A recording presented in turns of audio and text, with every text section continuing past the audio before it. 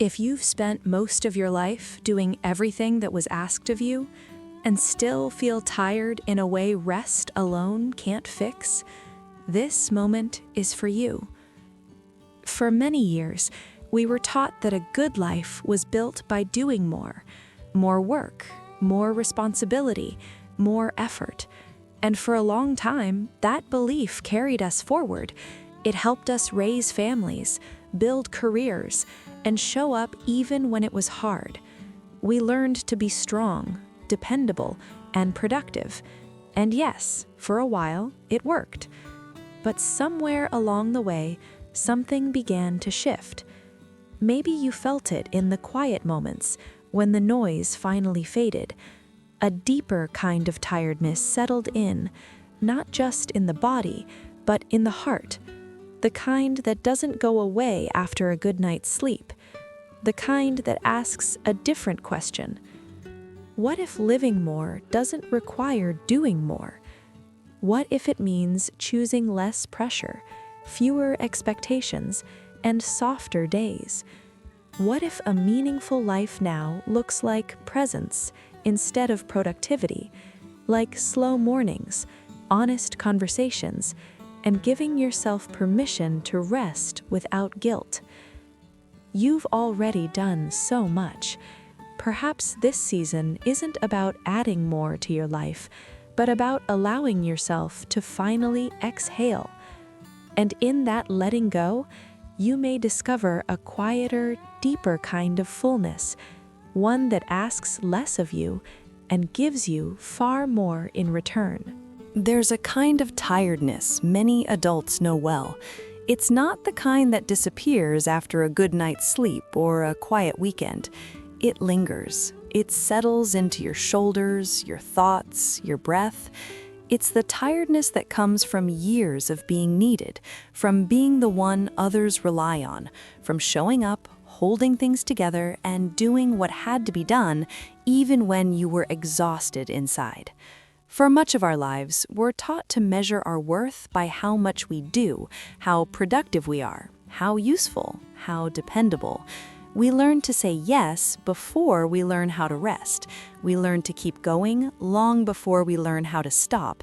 And for a while, that way of living works. It builds careers, it raises families, it keeps life moving forward. But then, quietly, something changes. Especially after 40, life enters a different season. The pace shifts, even if we don't immediately notice it. Careers begin to slow or lose the urgency they once had. Children grow up and need us in different ways, or not as constantly. Time starts to feel more precious, more fragile. We become more aware of how quickly years pass, how moments slip away. Yet, the habit of always doing more often stays. We keep pushing ourselves, even when the reasons have changed, even when the body feels heavier in the mornings, even when the mind asks for more quiet, more space, more gentleness. We continue living as if rest must be earned, as if slowing down means giving up, as if our value disappears the moment we stop being productive. I remember a time when my days were full, but my heart felt empty. I had done everything I thought I was supposed to do. I stayed busy, I stayed responsible, I stayed available, and still I felt overwhelmed, not by one big crisis, but by the steady weight of years. One evening, I sat alone at the kitchen table long after dinner. The house was quiet, no one needed anything from me, and instead of relief, I felt a strange sadness. I didn't know who I was without being needed. That moment taught me something important. Feeling overwhelmed doesn't mean you failed. It means you've lived a full, demanding life. It means you've shown up for people. It means you carried responsibilities that mattered. It means you gave your energy, your time, your attention, often without asking for much in return. Overwhelm is not a weakness. It's a signal, a message from a life that has been lived deeply and seriously. The problem isn't that you're tired. The problem is that no one ever taught you how to let go when the season changes. After 40, many of us are no longer meant to live in constant acceleration. We're meant to shift, to soften, to redefine what a meaningful day looks like. Some days, meaning comes from accomplishment. Other days, it comes from presence, from sitting quietly, from doing less without guilt, from allowing ourselves to exist without fixing, proving, or producing. This can feel uncomfortable at first. When you've spent decades measuring your value by action, stillness can feel like emptiness. Rest can feel undeserved. Silence can feel unfamiliar. But over time, something beautiful happens. You begin to hear yourself again. You begin to notice what you actually need, not just what's expected of you. You start asking different questions. Not what should I do next, but how do I want to feel? Not how can I keep up, but what can I let go of? These are not small questions. They are the questions of a wiser season of life. If you feel overwhelmed today, let that feeling be honest, not something to fix, but something to understand. Maybe your life is asking for something gentler now. Maybe it's asking you to stop proving your worth and start honoring it. Maybe it's asking you to rest not because you're weak, but because you've been strong for a very long time. You don't need to rush through this season. You don't need to fill every quiet moment. You don't need to justify your need for rest.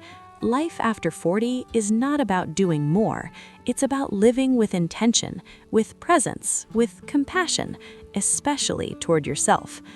Overwhelm is not the end of the story. Sometimes it's the beginning of a softer one, a chapter where you finally give yourself permission to slow down, to breathe, to live not from obligation, but from meaning. And that, perhaps, is one of the greatest gifts this season of life can offer. For many of us, that fear sits just beneath the surface. We don't always say it out loud, but we feel it. We've spent decades proving ourselves through effort, responsibility, and persistence. Showing up early, staying late, carrying more than our share because someone had to. Somewhere along the way, busyness became tied to worth, and slowing down started to feel dangerously close to giving up. I used to believe that too. There was a time when my calendar defined me. Full meant important. Exhausted meant useful. If I wasn't moving, achieving, or fixing something, I felt uneasy, as if I were wasting time or falling behind an invisible line everyone else seemed to be chasing. Even on quiet days, my mind stayed loud. Rest felt earned only after everything was done, and everything was never done. But life has a way of teaching us gently, and sometimes firmly, that this pace isn't sustainable forever. I remember one particular afternoon. Nothing dramatic happened, no crisis, no big realization. I simply sat down and felt tired in a way sleep couldn't fix, the kind of tired that comes from years of pushing. I looked around the room, the same room I'd rushed through 1,000 times, and noticed the light on the wall, slow and golden. The house was quiet, and for the first time, I didn't rush to fill the silence. That was when I understood something important. Doing less is not giving up. It's choosing wisely. Doing less means you've learned what deserves your energy and what no longer does. It means you've lived long enough to know that not everything urgent is important, and not everything important needs to be loud. It means you're no longer willing to trade your well-being for constant motion. We rarely learn this when we're younger. When we're younger, speed feels like strength. Momentum feels like purpose. But with time comes a quieter wisdom. You begin to see that your value was never meant to depend on how busy you are. You mattered long before the deadlines. You mattered even on days when nothing remarkable happened. Nature understands this better than we do. Nature doesn't rush. Trees don't apologize for winter. Fields don't feel guilty for resting under snow. Seasons change without explanation, without justification, and without fear of becoming irrelevant. Nothing in nature is productive all the time, yet everything has purpose. And you are part of nature too. You are allowed to change your pace. You are allowed to step back without stepping away from who you are. You are allowed to redefine what a meaningful day looks like, especially now. Meaning doesn't only live in accomplishments. Sometimes it lives in presence, in choosing to sit instead of run, in listening instead of fixing, in allowing yourself to be human, not efficient. Doing less might look like saying no without guilt. It might look like leaving space in your day. It might look like choosing one thing and doing it slowly with care. And yes, it might feel uncomfortable at first. When you've lived a life of doing, being can feel unfamiliar. But discomfort doesn't mean danger. Often, it means growth. There is a quiet dignity in slowing down, a confidence that no longer needs constant proof. When you do less, you make room for clarity, for breath, for joy that doesn't depend on performance. You make room for yourself. And perhaps the most freeing truth of all is this: you do not need to be constantly producing to be deeply valuable. You do not need to rush to be relevant. You do not need to earn rest by exhaustion. You are allowed to live at a pace that feels honest. So if you're standing at a point in life where slowing down feels tempting and frightening, let this be your reassurance. You are not falling behind. You are not disappearing. You are not giving up. You are choosing wisely, just like the seasons, just like the earth, and just like everything that lasts. For a long time, I believed that living more meant doing more. More places to go, more goals to reach, more stories to tell. I thought a full life had to look impressive from the outside. Stamps on a passport, milestones checked off, busy calendars that proved I was moving forward. And maybe you felt that too, that quiet pressure to keep up, to make every year bigger than the last. But somewhere along the way, often after 40, 50, or even later, something shifts. We begin to feel tired in a way rest alone doesn't fix. The noise gets louder, the pace gets faster, and yet the joy feels thinner. That's usually when the question appears, softly but persistently: is this really what living more is supposed to feel like? I remember a morning when I had nowhere to be, no plans, no deadlines pressing at the door. I made a cup of tea and sat by the window, fully expecting to feel restless or bored. Instead, I felt something unexpected: relief. The steam rose slowly from the cup. The light moved across the floor. I could hear my own breath. Nothing extraordinary was happening, and yet it felt deeply alive. That's when I began to understand something simple but powerful. Living more doesn't always mean traveling farther or achieving something new. Sometimes living more looks very quiet, very ordinary, very still. A slow morning without plans, a moment of silence that feels safe instead of empty, a pause where no one is asking anything of you.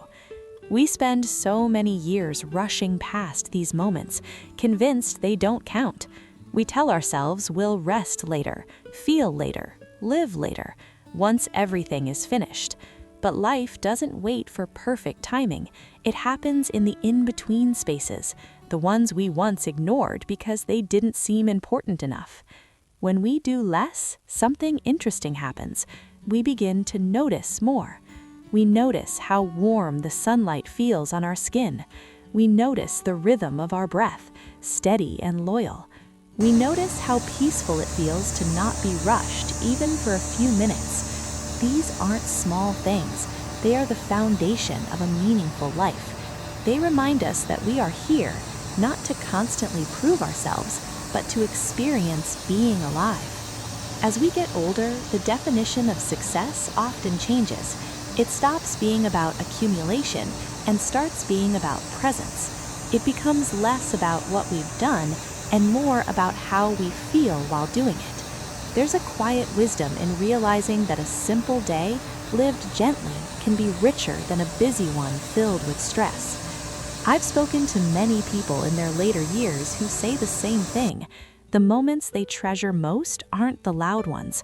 They're the quiet evenings, the shared silences, the ordinary mornings that didn't ask for anything more than attention. Living more, I've learned, isn't about adding, it's about subtracting.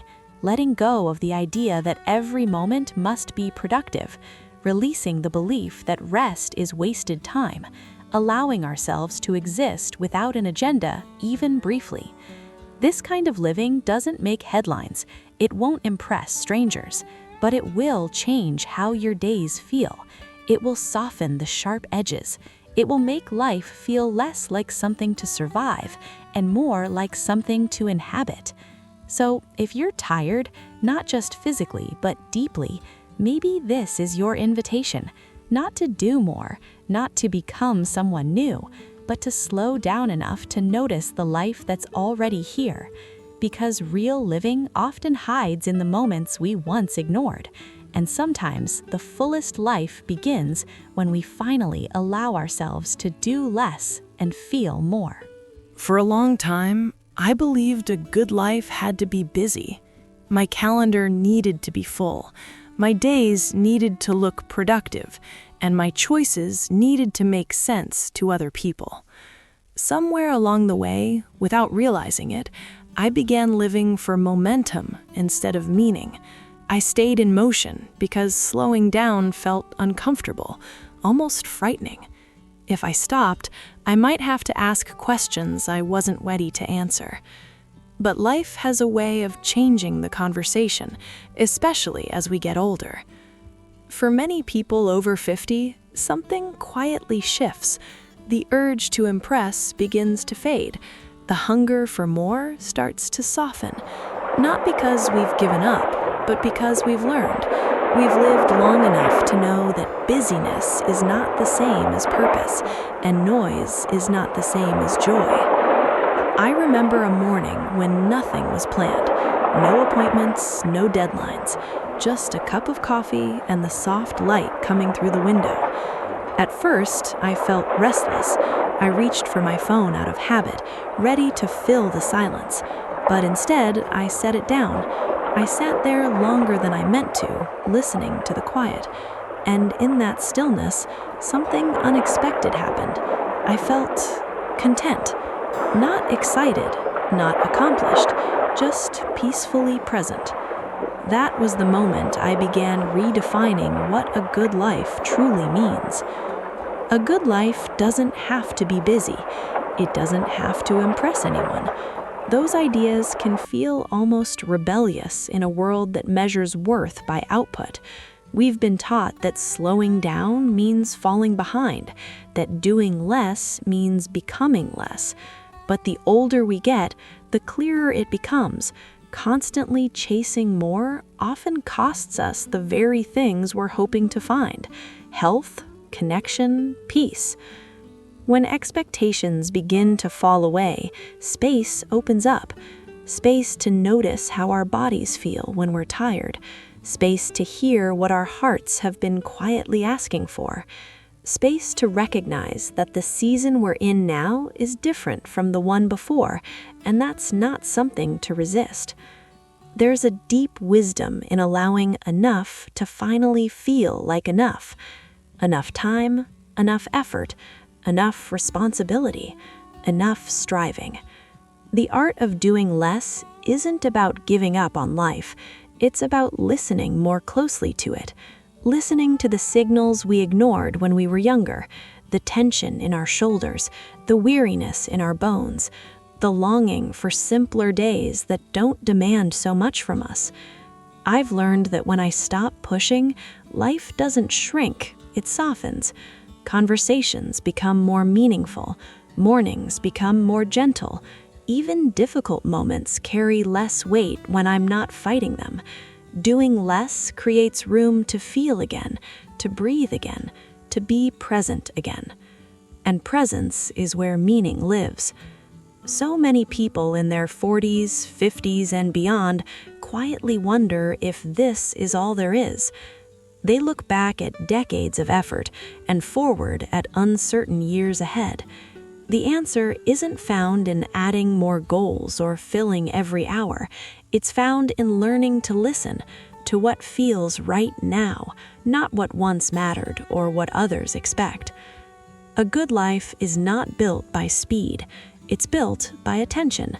Attention to what nourishes you, attention to what drains you, attention to what you're ready to release. You don't need permission to slow down. You don't need a reason to rest, and you certainly don't need to justify choosing a life that feels quieter, simpler, and more honest. If this season is asking you to do less, that's not failure, that's wisdom speaking. Redefining a good life doesn't happen all at once.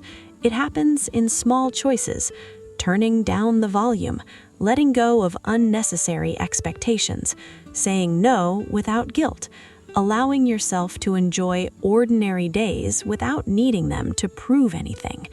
Because the truth is, a good life isn't measured by how busy you were, but by how deeply you listened to your body, to your heart, to the season of life you're standing in right now. And maybe, just maybe, the life you've been searching for isn't ahead of you at all. Maybe it's already here, waiting patiently for you to slow down enough to notice it. There was a season in my life when every moment had to be filled. Silence felt uncomfortable, rest felt unearned, and slowing down felt like falling behind. I was always rushing towards something, not quite sure what, but certain that stopping meant failure. Then, one ordinary afternoon, I chose to do nothing. I sat by the window, watched the light move across the floor, and let the world continue without me for a while. Nothing broke, nothing was lost, and something inside me finally softened. We've been taught that value comes from motion, from productivity, from proving ourselves, from staying busy. But life doesn't ask us to hurry. It asks us to notice, to be present for the quiet moments that give meaning to everything else. You don't need to rush today. You don't need to prove anything. You don't need to fill every empty space with noise or effort. Sometimes doing less opens a door we didn't know existed. In that gentle space, free from pressure and expectations, peace has room to breathe. And there, without chasing or striving, you may discover that you're not living less at all. You're finally living more.